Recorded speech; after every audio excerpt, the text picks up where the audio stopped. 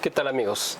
En esta ocasión vamos a tratar un tema que normalmente no abordamos en este canal. No es uno de los temas, no solamente que no sea de nuestra especialidad, sino simplemente tampoco es de nuestro interés, pero creo que vale la pena tocarlo pues por la situación que se está viviendo ahorita en el mundo, de que inició la Copa del Mundo en Qatar y que bueno, pues va a ser un tema muy recurrido y muy mencionado en todos los espacios informativos y en las redes sociales. Y bueno, nosotros no solamente no es que quisiéramos colgarnos de ese tema, sino creo que tenemos algo que aportar al respecto, nosotros viéndolo desde el punto de vista pues del cual sí es nuestra especialidad, que es el del análisis político. Y además vamos a utilizar como pretexto pues esto del deporte para hacer un estudio, un análisis que yo creo que les va a resultar muy interesante. Quizá a lo mejor nunca lo han escuchado, fue una idea que tuvimos apenas en estos días y se los queremos presentar. Vamos a analizar 3 países diferentes que su sociedad y su pensamiento son representados por 3 deportes o prácticas deportivas que los representan específicamente.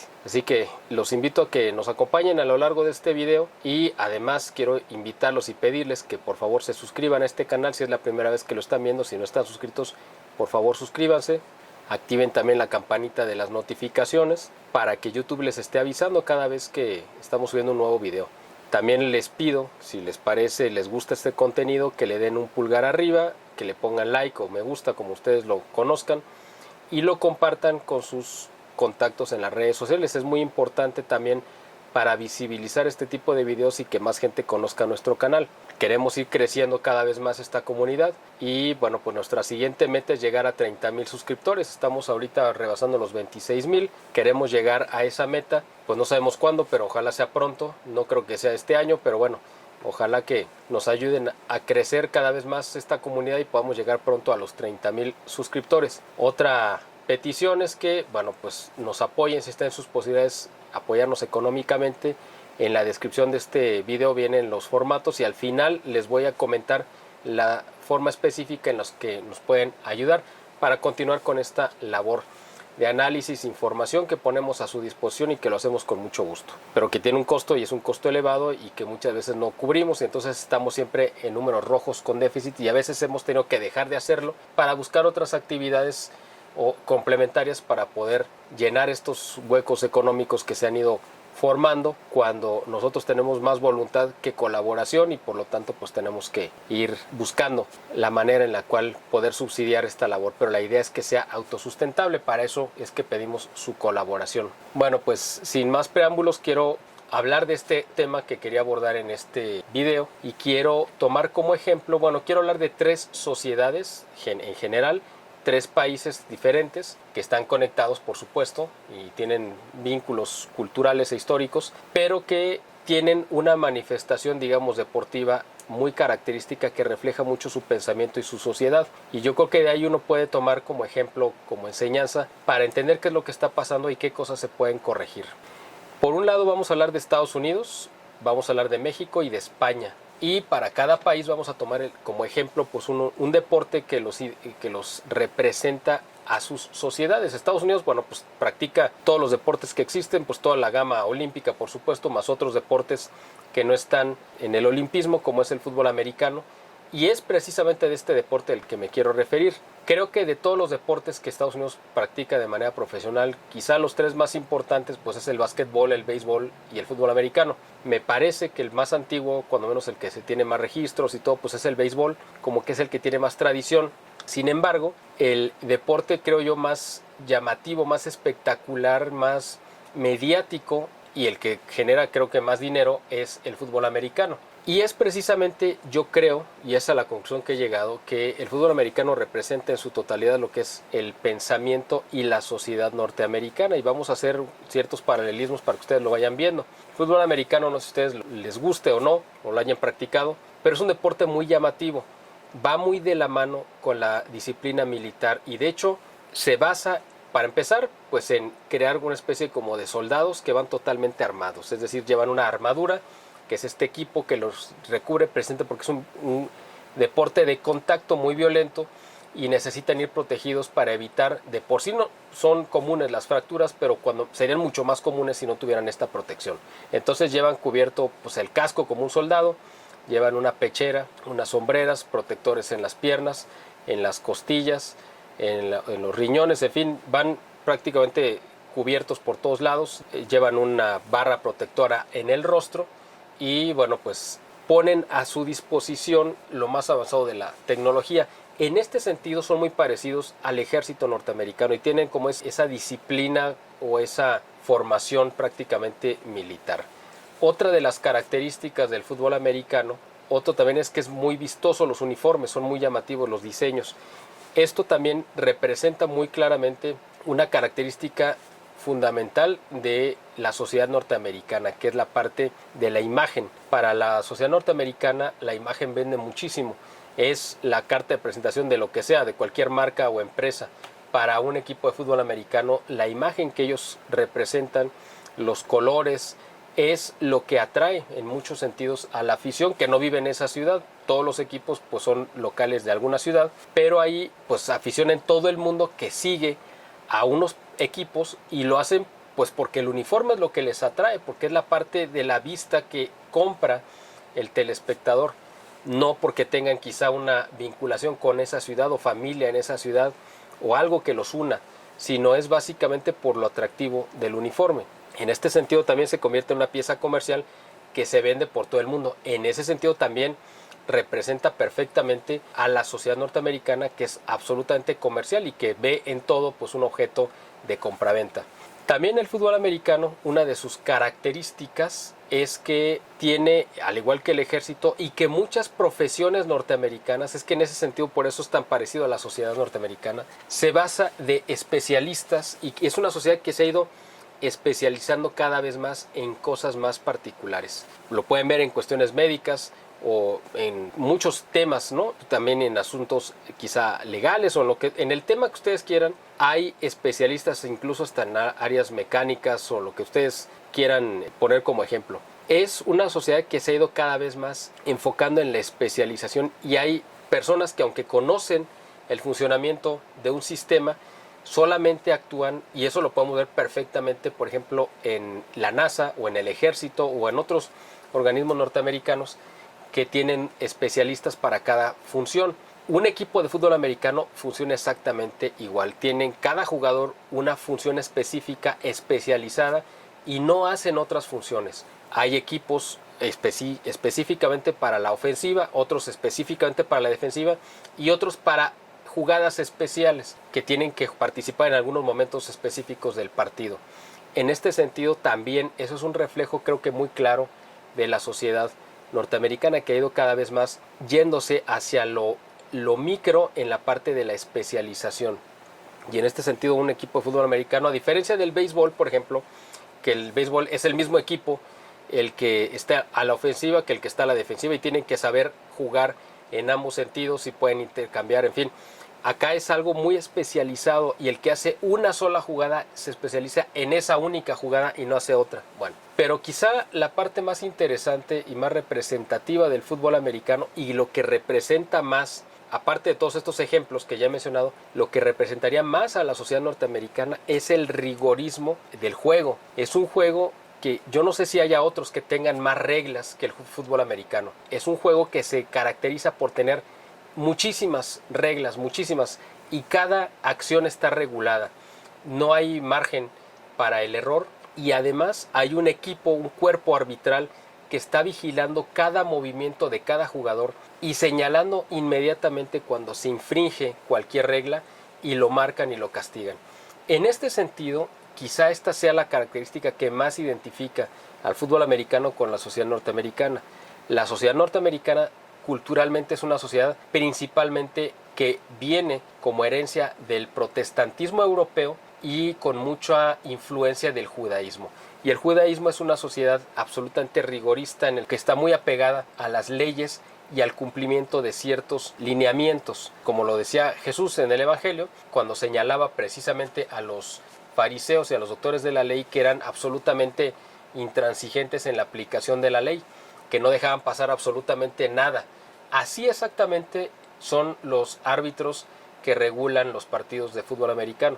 Y esto también es una influencia directa de la mentalidad protestante europea de la parte principalmente de la Europa quizá del norte, evidentemente, que es donde más arraigo tuvo el protestantismo calvinista, y ellos son absolutamente rigoristas. Es decir, en el fútbol americano no se permite, y de hecho hay cámaras que para las cosas que no puedan ver los árbitros, hay otros árbitros además vigilando con cámaras, con monitores, para cualquier falta que se cometa, no permitan que se las brinque, ¿no? O sea, es un deporte muy regulado.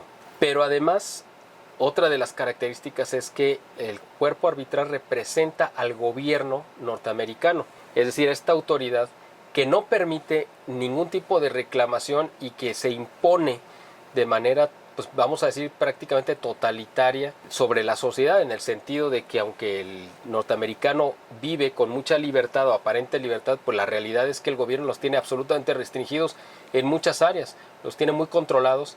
Si el gobierno confiara en su sociedad y confiara que ellos son personas lo suficientemente honestas, vivirían en una situación mucho menos rigorista como se vive, por ejemplo, en países como Noruega o Suecia, donde, aunque pues claro que hay leyes, por supuesto, y policía, etcétera, pero la sociedad es una sociedad que sabe que tiene el deber de cumplir con su obligación, no porque lo obliguen o porque esté amenazado, porque vendrá un castigo de no hacerlo, sino porque su deber de conciencia les obliga a actuar de la manera correcta, como en Suiza, por ejemplo, o en otros países. En Estados Unidos no es así, o sea, ahí si no tienen, digamos, el garrote en la mano amenazando a la población, haciéndole sentir el peso del Estado que está detrás de ellos y que cualquier infracción a la ley será castigada severamente, si no fuera de esa manera, pues quizá la población norteamericana, pues no sabemos cómo sería pues quizá mucho más laxa, mucho más libertina, no sabemos. Pero en el fútbol americano es exactamente igual, es decir, la autoridad a la que representan los árbitros es una autoridad totalitaria que no confían en que el jugador va a actuar de manera honesta, sino lo tienen que estar vigilando a tal punto que se sepa intimidado por los árbitros para poder actuar de manera correcta. Sí hay forma de apelar, como la hay también en el gobierno norteamericano, cuando hay una decisión que parece o que es errónea, y pues los equipos técnicos, que además es otra de las especializaciones y otra de las características del fútbol americano, pues hay también no solamente un solo director técnico como en el fútbol que controla todo el manejo del equipo, es decir, hay una cabeza que a su vez tiene, como en el ejército, no tiene subalternos que controlan áreas específicas del funcionamiento del equipo, y cada uno pues es responsable de su área que le corresponde. Y las últimas dos características de este deporte, del fútbol americano, que también reflejan muy bien lo que es la sociedad norteamericana, es esa obsesión por llevar un registro y una estadística de cada persona, o sea, de cada deportista, las cosas que hizo, las que dejó de hacer, los récords que se imponen, las marcas que han habido. Entonces, porque Estados Unidos es una sociedad que todo lo tiene que medir por resultados, y los resultados los miden en estadísticas y en gráficas. Entonces es una sociedad que es absolutamente contabilizable en todo lo que hacen para poder medir resultados, y después los resultados pues se convierten en un valor económico. Exactamente pasa lo mismo en el fútbol americano, donde cada jugador lleva un control, un conteo de sus jugadas, las jugadas acertadas que hizo, porque eso después lo vende el equipo y aumentan sus bonos, tienen bonos de rendimiento, igual que en las empresas. Así que esto también es uno de las características que más identifican al fútbol americano con la sociedad norteamericana. Y hay otra, ya para terminar con este primer de los deportes que vamos a analizar, que es el de que, bueno, es un juego evidentemente de conjunto, ¿no? de equipos, pero que está basado especialmente o que los jugadores buscan destacar de manera individual. Es decir, aunque es un deporte de conjunto, buscan siempre las individualidades. Los jugadores buscan siempre ser ellos los que destaquen en medio del equipo o de la parte del equipo que les toca a ellos jugar. No es como otros deportes que tengan esa visión, ¿no? de que todos tienen que apoyar para que se haga un resultado. Aquí no, aquí se busca que cada persona en lo individual, el que busque su propio logro dentro del resultado final. Así que, bueno, pues esto al final de cuentas también es parte de un reflejo de la sociedad norteamericana, que es muy individualista en este sentido y que busca siempre destacar en la parte individual. O sea, pueden aportar evidentemente en una empresa, en un negocio, pero siempre van a buscar ser ellos el mejor. Y esa parte de la competitividad también es muy importante y se desarrolla, es muy aguda en el fútbol americano, y como reflejo de la sociedad norteamericana. Y esto viene también, por ejemplo, el fútbol americano quizá más llamativo, más que la NFL sea quizá al nivel colegial, es decir, el de las universidades, porque es donde los jóvenes están tratando de ser fichados por los equipos. Entonces es cuando tratan de hacer las jugadas más espectaculares, buscan llamar la atención y pues hay un ambiente, una cultura en torno a ello que también es muy antigua, ¿no? Donde los juegos están amenizados con las bandas de música de las universidades y van las familias, en fin. Pero a lo que voy es que hay una cultura muy arraigada entre el fútbol americano con la sociedad norteamericana y son prácticamente un reflejo uno del otro. Este es el primer ejemplo que les quise presentar para que ustedes tuvieran este ejercicio, digamos, de encontrar una actividad deportiva que representa la sociedad y no solamente es una práctica deportiva, sino que tiene un trasfondo pues muy interesante que yo pues encontré en estos 3 ejemplos que les quise poner aquí sobre la mesa. El segundo ejemplo es el de España.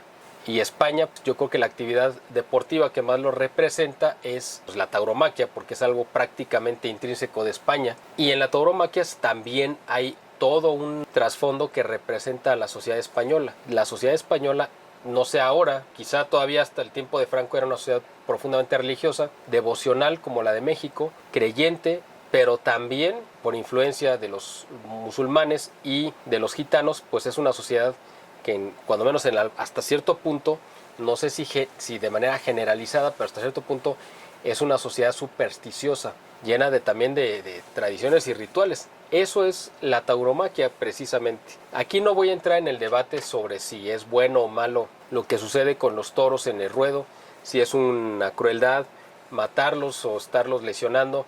Yo no voy a hablar de ese tema, este no es el objetivo de este video, eso lo dejo pues a su criterio, pero a lo que me refiero es al conjunto en sí de lo que es la fiesta brava y lo que representa y lo que hay ahí presente. Para quienes, bueno, a lo mejor no lo tienen muy claro, la fiesta brava, los toros en España, pues es quizá el único práctica deportiva, de hecho para muchos ni siquiera se considera deporte, le llaman un arte, una manera artística de representar un drama en un ruedo. Yo tampoco voy a entrar en el debate si es arte, deporte o qué es, o es un espectáculo. Básicamente, pues yo lo considero deporte simplemente pues porque el que lo practica pues debe tener una condición física lo suficientemente ágil para poder enfrentar los desafíos que se le presentan en el ruedo. Los toreros generalmente pues son gente muy atlética, de muy buena figura, y quizá los toros, la tauromaquia, es el deporte más ritualizado que hay en el mundo. Hay prácticamente como una especie de liturgia en la tauromaquia, es decir, cada paso, cada movimiento, cada acto tiene un significado y casi todos están relacionados con algún aspecto de la fe. Cuando el torero se reviste para salir a la plaza, pues es como ver, no quiero tampoco herir ninguna sensibilidad ni que nadie se vaya a sentir ofendido con lo que voy a decir. Es un ejemplo, es un símil. Es como un sacerdote que se está revistiendo para la misa, es decir, hay pasos que se siguen, se van poniendo una cosa, otra, y en cada cosa pues van haciendo una oración específica, se están encomendando a Dios porque no saben si van a regresar, o sea, es decir, van a salir a jugarse la vida literalmente, a diferencia quizá de otro deporte, donde claro que en toda actividad humana pues hay un riesgo de muerte porque pues eso es inherente al ser humano, pero en la fiesta brava pues es más peligroso todavía. El hecho de que salgan revestidos con estos trajes, ¿no?, que les llaman de luces es básicamente pues porque son casi siempre de oro y reflejan la luz del sol, entonces brillan y parece que traen luces puestas con seda. Y son trajes pues, obviamente muy caros, hechos a medida por supuesto, muy finos en cuanto a la manufactura, y parece como si estuviera viendo uno una capilla barroca decorada, ¿no? A lo mejor ustedes han tenido oportunidad de visitar las capillas en Puebla, en Guanajuato, en Zacatecas, en algunos lugares del centro de México, incluso en la Catedral de la Ciudad de México, van a encontrar estas capillas de oro, ¿no?, labradas muy ricamente, de manera muy artística. Pues así son los trajes también de los toreros precisamente. Normalmente portan objetos religiosos, medallas, escapularios. ¿Por qué? Pues porque para ellos también, les repito, es una parte muy fundamental, esta parte espiritual. Quizá el toreo pues es el deporte más espiritual, como mencionaba también, más ligado a una religión como sería la católica, y algo que a mucha gente se le pasa de largo es que hay una representación simbólica de lo que se va a escenificar o que se va a presentar o que se va a presenciar en el ruedo. Cuando sale el toro representa los impulsos, representa los instintos, representa, digamos, la parte primitiva del ser humano, y el torero representa la parte racional, la parte de la voluntad y del raciocinio. Se enfrentan esa fuerza bruta y salvaje de los instintos contra la inteligencia y contra la racionalidad. Hay una desventaja evidentemente, porque en esta lucha, que se escenifica a lo largo más o menos de 30 minutos, dividido en tercios, cada tercio más o menos de 10 minutos, durante 2 de esos 3 tercios, uno de los 2 combatientes, que es el toro y el torero, uno de los 2 está totalmente inerme, no tiene ninguna arma de protección, y el otro está todo el tiempo armado y amenazando con matar. ¿Cuál es el que está armado de los 2? Pues el toro, ¿no?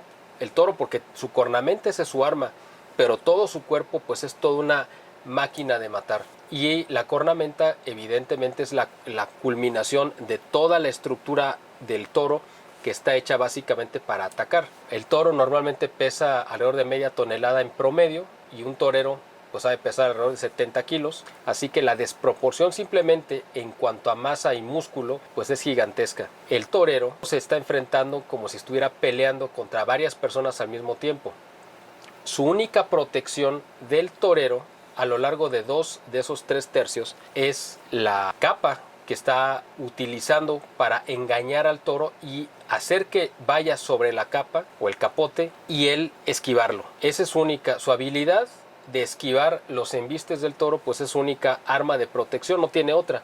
La espada que tiene es una espada que no tiene filo, es decir, si quisiera con esa espada que trae en la capa, que simplemente le sirve de apoyo, si quisiera con esa atacar al toro, no podría hacerlo, porque es una espada que nunca le va a entrar al toro porque no tiene filo. Es una espada que simplemente le sirve de apoyo, como si fuera una especie de bastidor para detener la tela de manera más firme. En el primer tercio salen unos caballos con unos jinetes que se llaman picadores, con unas lanzas que lo que hacen es básicamente eso, picar en la parte del lomo del toro. Le dan normalmente 2 o 3 puyazos, que así se conoce, para que el toro empiece a sacar, a drenar un poco la sangre que tiene acumulada, y que con la excitación del ejercicio que está realizando, la furia que tiene, estaría propenso a que le diera un infarto a mitad de la corrida. Con ese puyazo permite que la sangre empiece a drenar hacia afuera y su presión arterial baja para evitar que vaya a morir antes de tiempo el toro. También se le ponen como complemento en el segundo tercio las banderillas. Esas banderillas son pues estos como palos forrados de colores muy vistosos, que normalmente son del color de la ganadería de la cual pues proviene el toro.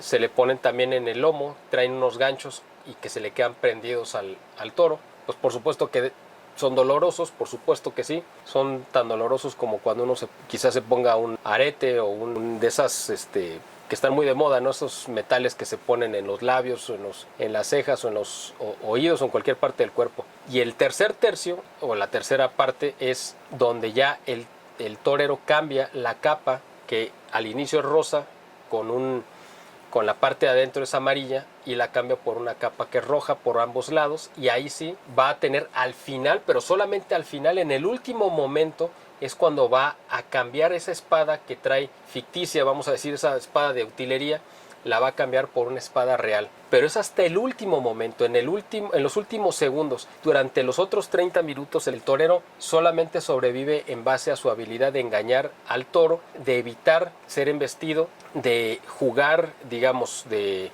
esquivarlo, y eso es precisamente el rito que representa, que es la razón y la voluntad, la inteligencia esquivando las tentaciones y domando y domesticando esa fuerza salvaje e impetuosa de los instintos y de los apetitos humanos en todos los sentidos, no solamente sexuales, pueden ser de la avaricia, de la codicia, de la lujuria, como ya mencioné, de la gula o de la pereza, lo que ustedes quieran. Eso es lo que representa el toro. Es decir, esto es una práctica totalmente simbólica y tiene un trasfondo que puede dejar una enseñanza espiritual. No significa con eso pues que para que uno aprenda pues tiene uno que estar matando reses cada vez que hay una corrida. Eso menciono, no me voy a meter en ese tema, pero quiero que sepan que sí hay una razón de por qué se lleva a cabo esto. Y el toro normalmente son negros, ya ahorita pues hay de muchos colores, pero generalmente son negros y representan también al demonio o las tentaciones que vienen del demonio,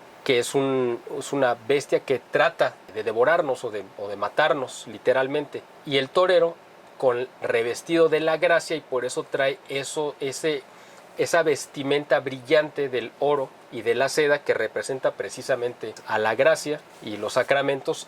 Con eso es con lo que va a evitar o evadir los embates del toro junto con la capa. Es un acto totalmente religioso, la verdad, o sea, esa es la realidad. Si ustedes se pueden investigar, ese es el trasfondo de una corrida de toros. Independientemente, como digo por tercera vez, si ustedes están o no están de acuerdo con ella, eso no es el tema de este video. Simplemente quiero que lo vean. Bueno, ya una vez que expliqué lo que es en sí la corrida de toros y que al final, solamente al final, el torero se acerca a la barrera, que es esta valla de madera redonda que está bordeando la arena, entrega la espada que trajo durante toda la corrida, esa espada inofensiva, y recibe una espada real con filo, es así, y solamente la toma en el último momento para hacer un único ataque al toro. El toro atacó al torero todo el tiempo, durante 30 minutos. El torero va a hacer un ataque de un solo segundo y en ese segundo tiene que tener la precisión exacta para dar en el corazón al toro, para evitarle mayor sufrimiento y matarlo de un solo golpe. Es la suerte más difícil, suerte me refiero a de todos los actos que hace el torero, ese es el más difícil, porque es cuando el toro tiene que estar inmóvil y se va a dejar venir con toda su fuerza hacia el torero, y el torero tiene que enfrentarlo y en el último momento tiene que evitar la cornamenta y clavar la espada en el lomo, que tiene que cruzar, pues, digamos, el pecho la parte de los pulmones y llegar al corazón, para que tenga una muerte precisa, rápida y lo menos dolorosa posible, lo menos agónica. La espada tiene una longitud calculada precisamente y tiene una curvatura que está diseñado para que pueda entrar de la manera más precisa en el lomo del toro y llegue, si llega hasta el fondo, llegue y parta el corazón para que lo mate prácticamente de manera inmediata. Pero es un momento muy dramático en el momento en el que, porque se vienen los dos, se encuentran, y el toro obviamente va a hacer todo lo posible por tratar de cornear al torero, y el torero, al mismo tiempo que tiene que hacerse a un lado, tiene que clavar la espada. Por eso es tiene que tener mucha práctica para poder hacerlo. Si llega a fallar en un primer intento, bueno, lo puede volver a intentar, pero suponiendo que llegara a clavar la espada, en el momento que el toro pues se echa, o sea, se tira en la arena, digamos, ya para terminar de morir, para adelantar la muerte y abreviarle la agonía, se utiliza un instrumento que se llama la espada de descabello, que es una espada que tiene como una portería. Hagan de cuenta que está así, y en medio, en esta parte, tiene pues la espada, y esta parte está hecha para calcular y ponerla exactamente en la parte de la nuca, y al momento de meterla, si se hace de manera muy precisa y muy rápida, es como si le dieran un balazo al toro y muere en ese momento. Entonces es para evitarle pues un mayor dolor o agonía. Bueno, pues este ejemplo y bueno, todo lo que he mencionado sobre lo que es el toreo, pues yo creo que representa básicamente ese espíritu indomable español, y a la sociedad básicamente española, que tiene esa parte también muy espiritual, que toda su vida está regulada por cuestiones religiosas, como es en el caso del toreo, pero también que tiene esa otra parte como de superstición, tiene esa parte devocional.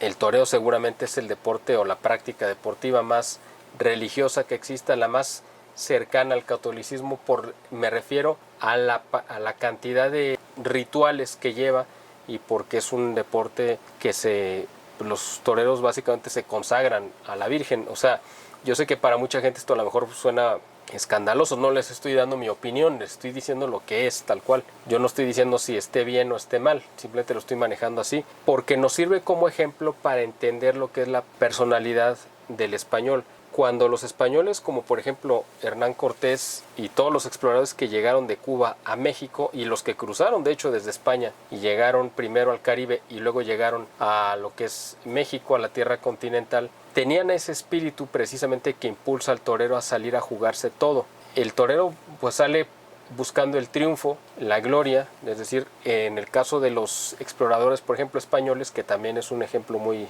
importante, venían pues básicamente por dos motivos. También venían impulsados por el deseo, por supuesto, de obtener la gloria, la inmortalidad, el obtener una ganancia, lo que ustedes quieran, pero también venían con la intención de traer la religión y de evangelizar, aunque fueran los soldados. Uno lo puede ver muy claramente en las crónicas de Bernal Díaz del Castillo. Hace un recuento muy detallado de lo importante que era para los conquistadores que llegaron con Hernán Cortés la parte espiritual, y que para ellos el celebrar una misa ante los indígenas era un acto mucho más contundente muchas veces que un combate, que los indígenas se quedaban pues muy sorprendidos y muy admirados de ver a estos hombres tan rudos, que habían tenido el coraje, precisamente como lo tiene un torero en el ruedo, y habían tenido el coraje de enfrentar todo tipo de peligros en desventaja, generalmente, como fue en el caso de los exploradores que llegaron con Cortés, que eran 500 hombres, a enfrentarse a tribus de miles y miles de hombres, y lo hicieron impulsados por un fuego interior, que es lo que mueve pues básicamente a un torero,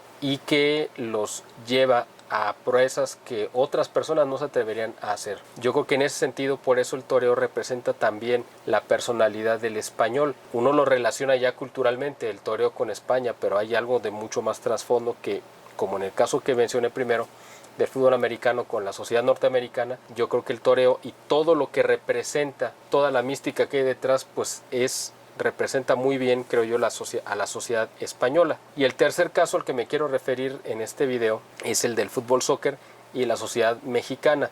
El fútbol soccer, como ustedes saben, pues es el deporte más popular que se practica en México. Yo creo que el 90% de la gente que juega algún deporte en la calle, o los niños en el parque, pues juegan fútbol soccer. Yo ya lo platiqué en algún video hace tiempo, una anécdota, pero creo que ahorita viene al caso. Cuando yo llevaba a mis hijos al parque, hace años, cuando eran niños, yo llevaba siempre una maleta algo voluminosa, llena de las cosas que íbamos a utilizar en el parque. Llevaba raquetas de bádminton, llevaba manoplas de béisbol con bolas de béisbol, llevaba un bat también, llevaba un balón de fútbol americano, llevaba un balón de básquetbol. Lo único que no llevaba era un balón de fútbol soccer. Entonces yo con mis hijos me ponía a jugar. A ratitos jugábamos una cosa y luego jugábamos otra y luego jugábamos otra, y era muy curioso ver a los niños, a los otros niños que todos estaban jugando fútbol, de repente dejaban de jugar para vernos cómo nosotros estábamos usando otras cosas que muchos de ellos ni siquiera habían visto. Y muchas veces nos pasó que, por ejemplo, se acercaban a querer jugar el bádminton. El bádminton es ese juego de raquetas con esto que se llama un gallito, ¿no? Para que la gente que no sepa qué es el bádminton, pues es ese juego que nosotros lo conocemos como gallito, y los niños pensaban que era muy simple y casi hasta se burlaban, ¿no? Cuando yo les daba una raqueta para que ellos practicaran, no podían ni siquiera atinarle a pegarle al gallito, y ya es cuando se dieron cuenta, o cuando se daban cuenta, lo complicado que era. Y es muy divertido, ¿no? Y además es un muy buen ejercicio, pero se necesita mucho control motriz para poderlo dominar. Igual pasaba con el béisbol. Yo llevaba unas pelotas de béisbol profesional, pero son como para niños, que tienen una cubierta un poco más blanda, no son tan duras como las que se utilizan en el béisbol. Y yo lanzaba con mi hijo, y mi hijo tenía una manopla y yo tenía otra, y nos lanzábamos la bola, y llegaban otros niños a quererlo hacer y se daban cuenta lo difícil que era también, no solamente lanzarla, sino cacharla. Igual pasaba con el balón de fútbol americano. Entonces para ellos era algo muy extraño ver que de repente había alguien que llevaba otro tipo de cosas que ellos jamás habían visto, o que no era común cuando menos, y todos los demás niños jugando fútbol soccer. Bueno, a lo que voy es que pues es algo muy popular y que representa muy bien, creo que a nuestra sociedad, desgraciadamente, porque yo también lo he dicho ya en alguna ocasión, el fútbol soccer es el reflejo en una cancha de fútbol de lo que es nuestro sistema político actual, bueno, actual y desde hace muchos años, el que surgió de la Revolución Mexicana prácticamente.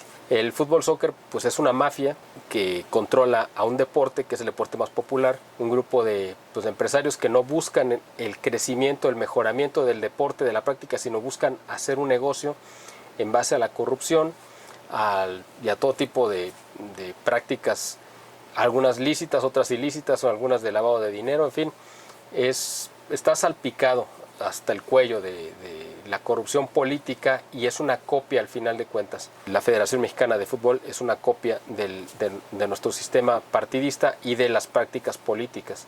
El hecho de que, por ejemplo, bueno, los mexicanos tienen la capacidad, yo creo que está demostrado, de triunfar en Europa. En Europa me parece, yo que no soy un conocedor del deporte, pero eso es lo que a mí me parece, es donde se juega el mejor nivel de fútbol en el mundo. ¿Por qué? Porque hay muchísima competitividad y están todos más o menos al mismo nivel. Y ahí, precisamente por esa exigencia, el nivel es cada vez más alto allá. A diferencia, por ejemplo, de los dos lugares donde se practica mejor el fútbol en América, que es en Brasil y en Argentina y quizá en Uruguay, el nivel es alto, pero no es quizá tan exigente o no está tan competido como en Europa, que es un espacio mucho más pequeño, hay muchos más equipos peleando y tienen más presupuesto y calidad. Entonces eso necesariamente se traduce en resultados y en un mejoramiento constante del deporte. En México, como evidentemente más que una práctica deportiva se busca una ganancia económica, se ha impedido que el fútbol mexicano pues realmente avance y se desarrolle como debería de estar. Digo, no hay una relación entre la afición con el nivel de fútbol, pero esto no significa que los jugadores o que el mexicano no tenga la capacidad de destacar. La tiene y tan la tiene que muchos deportistas mexicanos se han ido a Europa y han triunfado y se han convertido en jugadores muy destacados y fundamentales para sus equipos. El asunto es que en Europa ganan menos dinero que en México. Ese es el problema y esa es la trampa. Aquí en México les pagan demasiado por un rendimiento mediocre y en Europa les pagan de acuerdo a su rendimiento. Eso necesariamente se traduce en que el jugador se va a esforzar por dar un mejor rendimiento y va a ser mejor jugador al final de cuentas. Entonces todos los jugadores del mundo buscan, así como los artistas o los actores que quisieran tener una proyección mundial, pues tienen que buscar Hollywood como ese lugar donde se puede convertir uno en una estrella a nivel mundial. Pues en Europa es donde se convierten los grandes jugadores de fútbol en las grandes figuras. El asunto aquí en México es que se impide que ese proceso se dé. Aquí, al contrario, se incentiva toda una serie de problemas sociales que creo yo que por eso nos representa también el fútbol, que están muy arraigados. En el fútbol nacional se incentiva siempre, desde hace mucho, es más, desde cualquier nivel, no tiene que ser el fútbol profesional, la trampa, el engaño y el victimizarse.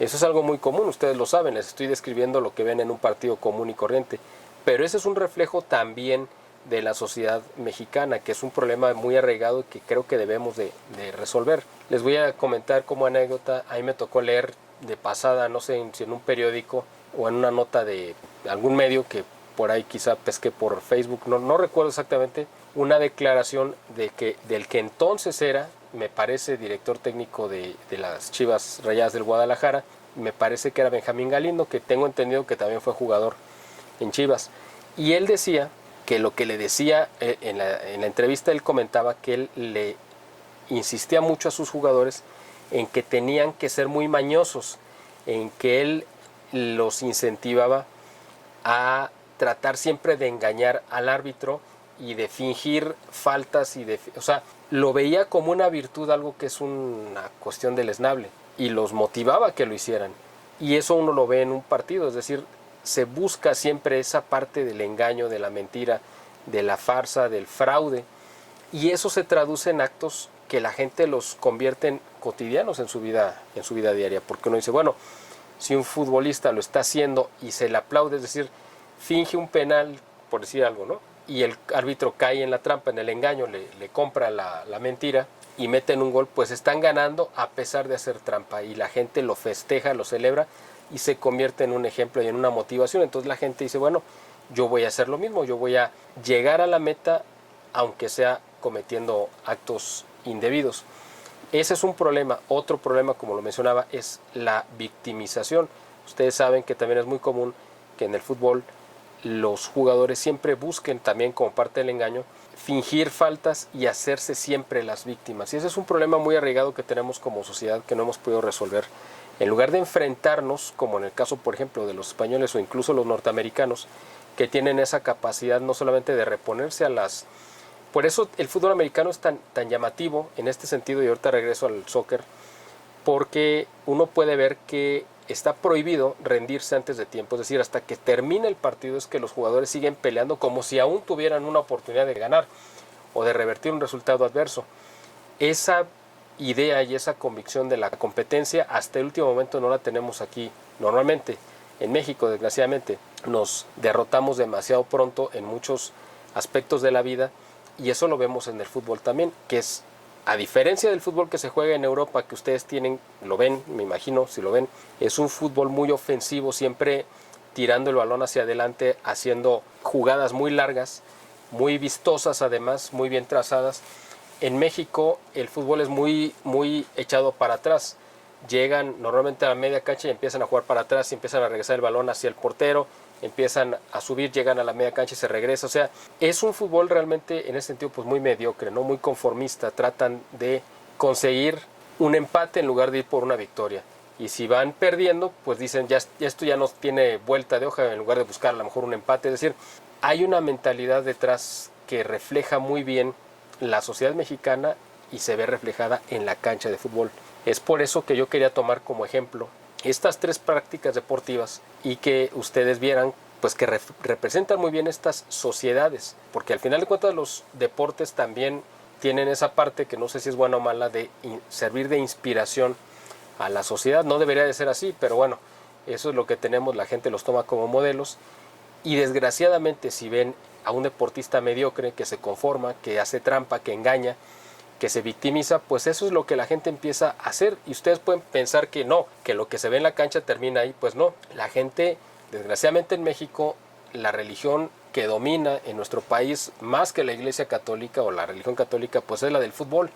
La gente tiene toda una liturgia en torno al fútbol, y los domingos pues pueden ir a misa como un ritual, pero el fútbol para ellos es el evento central sobre el que giran muchas de las actividades, y le ponen la atención y le entregan su energía, incluso su dinero. Mucha gente que compra los souvenirs de los equipos o de su equipo favorito, que compra boletos para ir al estadio, en fin, y no hace nada de eso, por ejemplo, por su crecimiento espiritual, ¿no? Es decir, lo que le cuesta un boleto, pues a lo mejor le costaría lo mismo un libro, o a lo mejor el libro le cuesta menos y le daría mucho más riqueza a su vida que ir a ver un partido y gritar y aventar, no sé, el hielo o los vasos o lo que sea, y gritar majaderías, en fin. Ese es el problema, y ese es un problema cultural muy arraigado que tenemos en México. Yo en alguna ocasión les comenté que estaba en la Ciudad de México comiendo con un amigo, y en la mesa que estaba junto se sentó Luis Fernando Tena, que había sido director técnico, me parece que de la selección. En ese momento creo, no estoy seguro, que era el director del Cruz Azul. Pues yo lo vi y pues yo sabía que era, pues sabía quién era, ¿no? Simplemente no tenía muy claro si era el director en ese momento del Cruz Azul. Después me lo dijeron, y él iba con un acompañante, y mi amigo pues le iba a la América, y entonces le dijo, oye, y empezaron a platicar cosas de fútbol entre mi amigo y él. Y el acompañante de Luis Fernando Tena pues se puso a platicar conmigo, simplemente pues para no quedarnos cada quien en su mesa solo. Y pues le platiqué que yo vivía en Guadalajara y que era de la Ciudad de México, en fin. Y él se quedó muy sorprendido porque me hizo un comentario sobre el estadio del OmniLife, el estadio nuevo de las Chivas. Y yo le comenté que, bueno, en Guadalajara pues hay 3 estadios de fútbol, ¿no? El Jalisco, que es el tradicional. Está el estadio 3 de marzo, que fue del equipo de los Tecos de la Autónoma. Ahorita pues no sé, creo que ese equipo, no sé si, bueno, vendieron la franquicia, no sé de quién sea, si se fue a otra ciudad o no tengo idea. Y está el estadio pues de Chivas, ¿no? El OmniLife. Y yo le comenté a esta persona que yo, pues la verdad es que no conocía ni siquiera el Estadio Jalisco, nunca he entrado al Estadio Jalisco. Tengo 27 años viviendo en Guadalajara y nunca he entrado al Jalisco. Nunca he visto, por lo tanto, un partido de fútbol aquí, jamás. Y él estaba muy sorprendido, o sea, prácticamente decía, es que no lo puedo creer, o sea, ¿cómo es posible? Pero tus hijos, le dije, no, pues a mis hijos menos, o sea, si yo no he ido, pues ellos menos. Jamás han visto un partido de fútbol. Y él no lo podía creer, decía, pero ¿cómo es posible que no? Le dije, a ver, ¿cuánta gente conoces que haya llevado a sus hijos a la ópera o al teatro? Yo he llevado a mis hijos al teatro y a la ópera. Yo prefiero que vayan ahí a que vayan a ver un partido de fútbol. Y él estaba muy sorprendido. Yo le dije, ¿usted ha llevado a sus hijos a la ópera? No, pues no. Ah, bueno, pues yo sí. Y pues él estaba, bueno, que simplemente no lo podía creer. Y me dijo, pero es que tienes que llevarlos porque es una cuestión cultural. Le dije, no, cultura en el estadio no hay. diversión y otras cosas puede haber, pero cultura no. Para cultura pues están los museos, están las bibliotecas, están, como mencioné, pues, están los teatros, salas de concierto, en fin, ahí sí hay cultura. Acá no la hay. Entonces, bueno, era básicamente una anécdota curiosa porque eso refleja exactamente lo que tenemos en nuestra cultura en México. Por eso el hecho de que mucha gente tenga su esperanza puesta en que si la selección va a ganar y que si va a pasar al quinto partido y tienen puesta su fe ahí, bueno, pues es un desperdicio de energía y es un desperdicio de talento. Hay mucha gente además que, por ejemplo, hace su ahorro durante 4 años para ir a un mundial, gastarse lo que ahorraron durante 4 años ahí sin ninguna finalidad, en lugar de decir, bueno, una persona que tuviera un poquito más de sentido común dice, mejor lo invierto en un negocio y bueno, pues pueden hacer muchas más cosas que en lugar de ir a gastarlo ahí, ¿no? Pero en fin, esto es un problema, como repito, pues cultural que va a ser difícil que podamos quitar, y mientras no lo quitemos, pues nuestra mentalidad va a ser difícil que pueda cambiar. Tenemos un problema muy grave. En el fútbol se celebra y se festeja a quien hace trampas, a quien engaña, a quien viola el reglamento, y se convirtió esa práctica común en una cancha de fútbol se convirtió en el gobierno que tenemos actualmente. Por eso es tan grave, porque la gente que votó por López Obrador veía lo mismo en López Obrador, y lo mismo que está haciendo es lo mismo que ve un futbolista, que hace un futbolista en la cancha. Por eso es tan grave. No se queda simplemente en una cuestión de gusto, de decir, bueno, pues es el fútbol y se acaba. No, el problema es que hay una aplicación desgraciadamente real entre que la gente vea y aplauda un engaño, una mentira y una violación del reglamento, lo convierte en su vida personal, y después viene un actor político que le ofrece exactamente lo mismo, que le ofrece violar las leyes, burlarse, engañar, etcétera, pues entonces le entrega su voto. Y vean las consecuencias. O sea, esta es la conclusión a la que quería llegar. El problema que tenemos actualmente en México tiene mucho más que ver con una cancha de fútbol que con algún otro aspecto quizá de la vida cotidiana. Yo sé que a lo mejor mucha gente no había hecho esa relación, pero así es tal cual.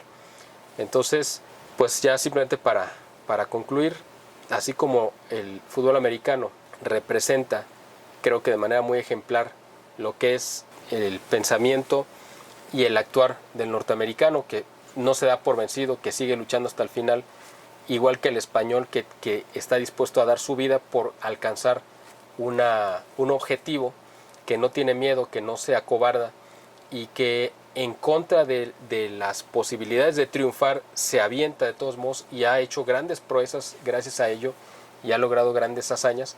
Pues nosotros en México, mientras sigamos aplaudiendo y festejando que un gol se meta a través de trampas y engaños y lleguemos al objetivo, aunque sea por un camino retorcido, pues vamos a seguirle aplaudiendo y tomando como ejemplos a narcotraficantes y a políticos deshonestos como López Obrador y todos los de Morena, mientras no cambiemos nuestra forma de pensar y rechacemos de manera contundente la trampa, el engaño y la burla, y tomemos en serio nuestro compromiso con nuestro país. Bueno, pues hasta aquí yo quiero dejarles este video, que yo sé que es más largo de lo normal, pero sé que valía la pena tocar este tema, viéndolo desde esta óptica, aprovechando este pretexto del fútbol, pero que nos hace reflexionar sobre lo que estamos viviendo.